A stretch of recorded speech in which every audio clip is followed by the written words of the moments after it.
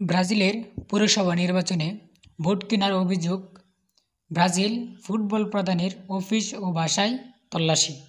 ব্রাজিলের উত্তরাঞ্চলে শহর রোরামাই বুটে অভিনব তদন্তে বুধবার অপারেশন কাইজা প্রেতা ব্লাড বক্স শুরু করেছে দেশটির পুলিশ। ইউএসএন ব্রাজিল জানিয়েছে, এই তদন্তে ব্রাজিল ফুটবল কনফেডারেশনের সিবিএফ সভাপতি সামির সাউদ অন্যতম সন্দেহভাজন। 2024 সালে বুরাইমা পৌরসভা নির্বাচনে ভোট ক্রয়ের অভিযোগের তদন্তে নেমেছে ব্রাজিল পুলিশ। সেখানকার ফেডারেশন ডেপুটি হেলেনা লিমা এই তদন্তের কেন্দ্রবিন্দু, যা শুরু হয় গত বছর। তার স্বামী ও ব্যবসায়ী রেইনালদো লিমা বেরোমাই পৌরসভা নির্বাচনের আগে 5 লাখ ব্রাজিলিয়ান